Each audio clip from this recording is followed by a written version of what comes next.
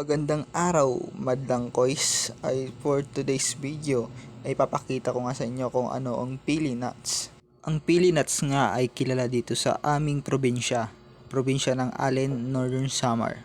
At sa mga kalapit na lugar, meron nga kaming festival na tinatawag na Naked Festival. Ang salitang naked pala ay tinatawag namin sa pili nuts na hinog na po.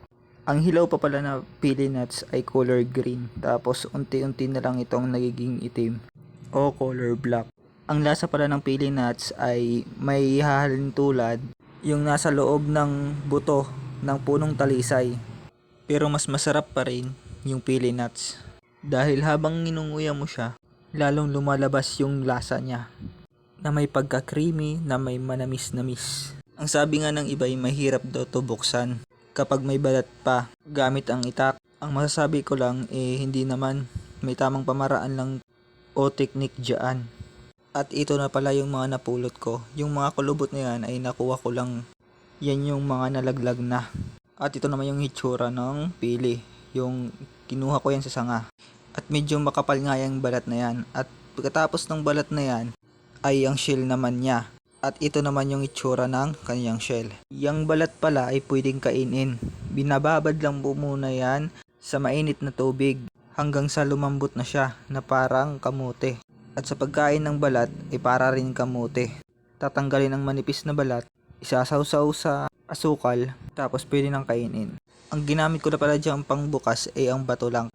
Yung pagpukpok pala dyan ay tamang lakas lang para hindi siya madurog. Katapos pala ng shell ay yung laman na, yung makikita natin. Yung kulay puti, yan yung dapat natin kainin. Yan yung kinakain.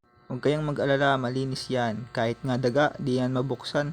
Yung mga dagang bukid ay nakakain lang nila yung balat dahil di na nila kaya yung may shell. At maraming ang produkto nagagawa nitong pili.